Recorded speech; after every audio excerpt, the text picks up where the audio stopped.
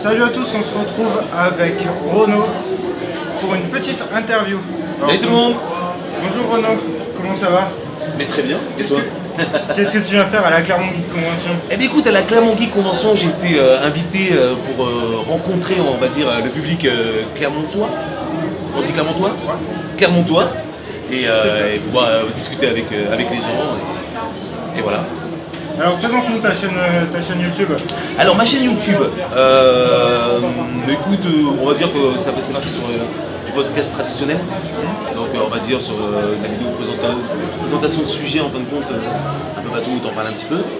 Derrière, j'essaie de faire des caméras cachées, j'essaie aussi de faire des courts-métrages, j'essaie aussi de faire du traitement de vidéo un petit peu what the fuck un petit peu.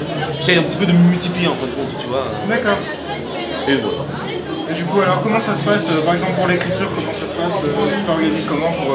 Alors pour l'écriture, honnêtement, je crois que c'est je sais pas si c'est pour tout le monde pareil, mais c'est le plus compliqué on va dire. C'est vraiment le moment qui me prend le plus de temps. C'est vraiment d'écrire, même de... Et plus en fait tu travailles, et plus tu apprends à travailler avec toi-même. Donc tu écris en fonction de comment tu travailles. Donc mine de rien, tu t'habitues à toi-même et c'est assez compliqué quoi. Bon, après les idées viennent d'elles-mêmes si tu veux, mais les mettre là, sur l'écrit, tu vois, c'est compliqué. C'est un bon exercice quoi. Après pour le tournage, ça se passe comment? Vous organisez Eh ben écoute, généralement le tournage, comment te dire, t'as toujours une sorte de petit studio chez toi entre guillemets, tu vois, tu te fais toujours un décor, tu sais de créer ton univers. Après toujours l'éclairage, tu mets ta caméra, t'appuies sur entrée, puis c'est parti quoi, tu dis tes conneries. Et pour tout ce qui est court-métrage, tu organises toi, faire tes papiers, préparation de tournage. Alors ouais, jusqu'à présent j'ai jamais fait de storyboard, mais après j'ai fait tout le reste, tout ce qui était écriture. Les 2 courts-métrages que j'ai fait, ça a été en co-écriture avec des copains. D'accord. Et après, bon, c'est surtout une grosse galère au niveau de l'organisation, ça prend du temps, ça demande des gens pas forcément que devant la caméra, mais derrière aussi. Ouais, voilà, c'est ça. Mais quand t'es avec des copains ou des gens qui sont motivés, ça fait toujours super plaisir quoi. Un court-métrage c'est génial à faire. Et après pour la post-production, tu mets à peu près combien de temps, comment tu t'organises, si c'est toi qui le fais? Alors déjà, faut savoir que le montage, moi c'est mon moment préféré. Ça c'est ce que je préfère faire. Quand tu construis enfin ce que t'as écrit et ce que t'as tourné, tu vois. Et plus tu vas travailler dans les vidéos, plus tu vas vouloir t'améliorer, et plus en fin de compte ça va te prendre de temps, tu vois. Parce que tu vas vouloir être hyper perfectionniste en fin de compte.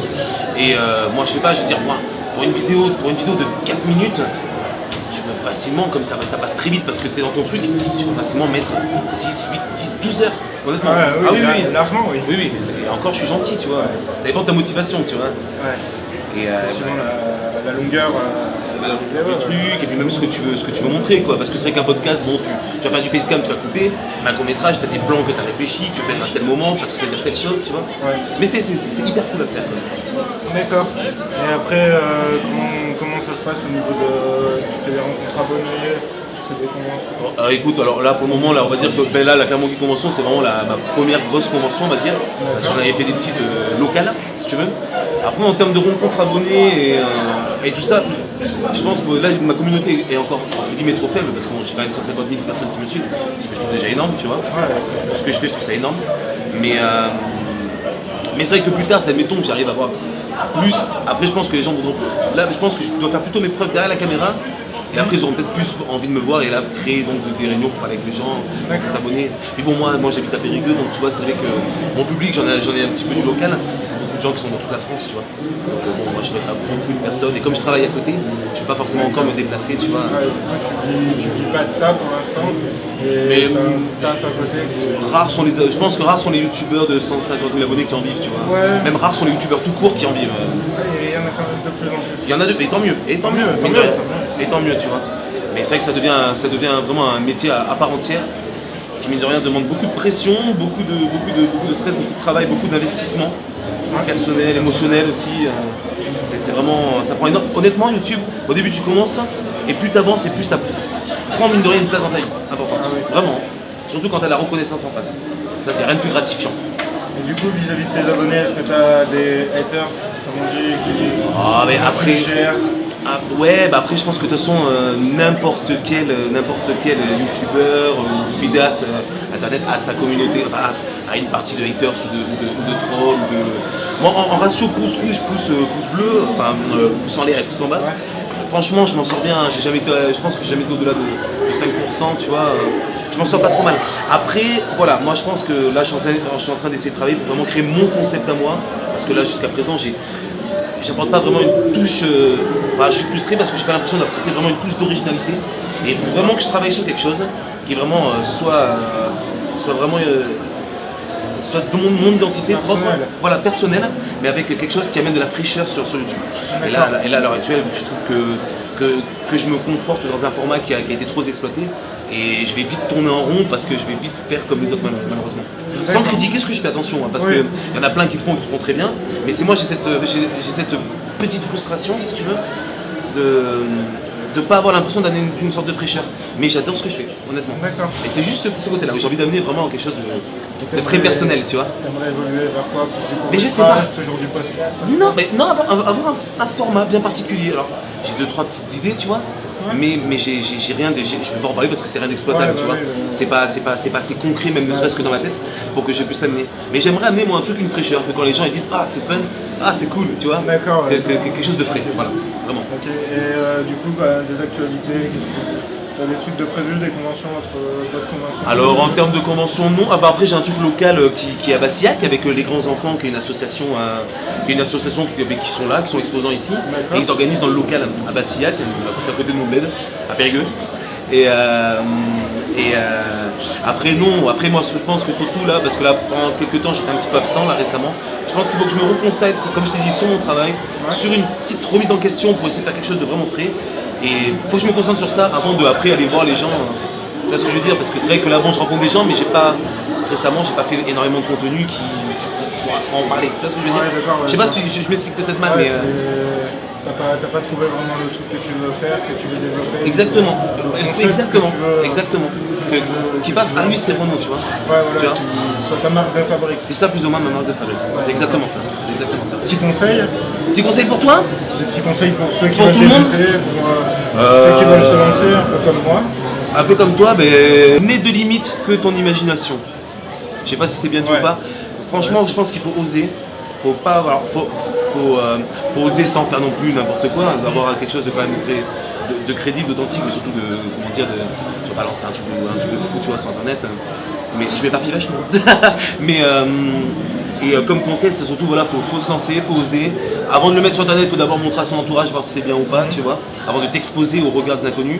Parce que c'est ça aussi, quand tu commences, t'as beaucoup peur il y a plein de gens que tu connais pas, l'anonymat permet d'être méchant. Au début, quand tu commences, les premiers commentaires négatifs sont hyper blessants, tu vois. Mais je pense qu'il faut s'emmurer, il faut prendre la critique et se reconstruire et s'adapter en fin de compte. Mais il faut pas lâcher l'affaire, jamais. Si vraiment t'aimes ça, tu lâches pas. Et du coup, t'as géré comment toi, cette critique que t'as eue au début? Mais au début, tu te frustres, t'ignores, puis après, bon. Mais c'est les 2-3 premières vidéos. Après, tu peux pas plaire à tout le monde. T'as pas eu de grosses remises en question qui t'ont fait Non, parce que. Alors, remise en question du genre j'arrête ou non, faut que je change? Ouais, faut que t'arrêtes ou tu te dis Non, jamais. Non, parce que après voilà, moi je vais sortir l'argument type. Mais moi depuis que je suis gamin, tu sais, je faisais avec une caméra, je collais mon magnétophone et j'avais 11-10 ans. Ah tu vois, je l'ai vu 11-10 ans dans mon bled chez moi et tu sais, on faisait des trucs comment ça s'appelle, caméra montée. Ça se dit ça? C'est monter tourner. Ouais, monter tourner, voilà, monter tourner. Et tu vois, et maintenant quelle opportunité d'une magnifique plateforme qui est YouTube, tu vois. Qui est YouTube ou qui est tout ce qui est exposable en vidéo sur internet, c'est trop cool de pouvoir montrer du travail aux gens, tu vois. Ça c'est cool. Et du coup, t'en penses quoi de l'évolution de YouTube dans ces futures années? L'évolution de YouTube dans ces futures années? Avec le contenu payant qui va arriver. Le contenu payant va arriver, c'est sûr. Qui est toujours pas en France mais qui est aux États-Unis. Alors qu'est-ce que le contenu payant? YouTube Red, en gros, tu vas payer pour avoir ta chaîne et voir ta vidéo.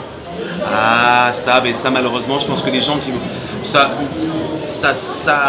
je pense que ça c'est anti-concept de YouTube, tu vois, c'est à l'inverse complet de YouTube qui était justement proposé la vidéo, bon tu regardes une petite pub, sinon t'as adblock, c'est pas bien adblock, sinon t'as adblock et tu peux passer, tu vois, mais tu payes pas.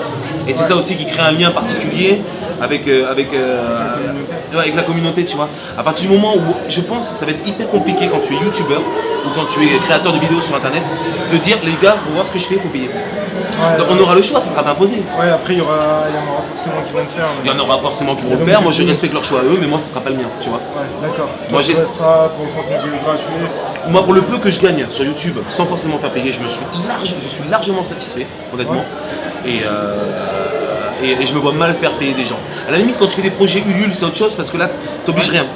Mais là, en faisant payer ton contenu sur YouTube, c'est-à-dire que si tu veux voir mon truc, il faut que tu payes. Donc en fait, il n'a pas le choix. C'est pas cool. C'est pas cool.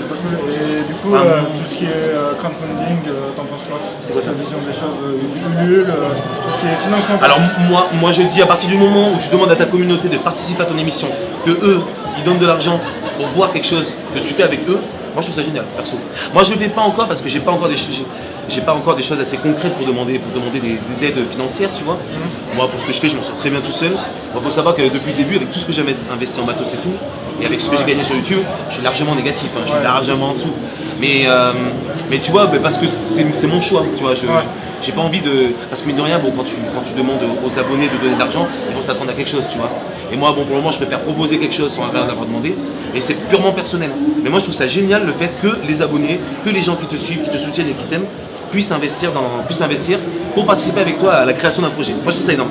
Qui que ce soit. Et le placement de produits? Alors, les placements de produits, le tabou ultime, la chasse aux sorcières. Alors, moi, on m'a jamais proposé de placement de produits. Ouais. Et si c'est amené à le faire, ben moi je le ferai déjà d'une manière pas choquante pour l'abonné, tu vois. Faut que ce soit d'une façon utile, que ça. Utile, ludique, fun et pas agressif surtout. Tu n'arrives pas avec ta marque, tu fais ça, tu vois. Mais mine de rien, mais je cracherai très facilement dans le contexte. Exactement, mais faut pas que ce soit trash, quoi, tu vois. Mais par contre, ça me gênerait pas du tout, au contraire. Si tu peux te permettre d'avoir, moi demain, on me propose 5000 balles. Moi, 5000 balles, je m'achète de mon nouveau Canon machin, je m'achète de ci, je réinvestirai tout en matos. Je m'achèterai un gros iMac, tu vois, pour pouvoir monter. Tu ne garderais pas pour mettre dans tes poches et pouvoir partir en vacances. Pas tout de suite. Après les 2-3 prochains, j'irai à Cuba avec le yacht et tout, tu vois. Mais pas tout de suite. Les premiers trucs seraient pour investir. Non, le placement de produits, moi je comprends pas les gens qui refusent, qui me pointent du doigt ça, tu vois. Moi, le placement de produits, je suis pas contre. Un peu comme ce qu'ont fait les Suricates pour le film Les Dissociables. Mais c'est purement justifié. Ils ont fait quand même un film. Et ils ont pu financer leur film avec. C'est génial. C'est pas un placement de produit où on dit tac. Non, c'est génial. Et oui, ça, mais je trouve ça génial. Et en plus, derrière, t'as vu le film qu'ils ont sorti. Ouais, donc voilà, c'est largement justifié. Ils auraient pu même en mettre 4 fois plus des placements de produits. Mais sauf que t'as vu, je pense qu'ils sont pas trop gourmands en plus de ça. Parce que tu as des placements de produits justifiés pour pouvoir payer leur film et de manière à ce qu'on ne voit pas, quoi. Et tant mieux. Et ça se trouve, sans les placements de produits, ils n'ont pas pu faire la même cam, le même truc en même temps, tu vois. Je pense pas, parce qu'ils ont financé quand même leur film complètement à fond. Merci à toi en tout cas. Merci ça à fait toi. plaisir. Et bonne continuation. On se reverra sur YouTube.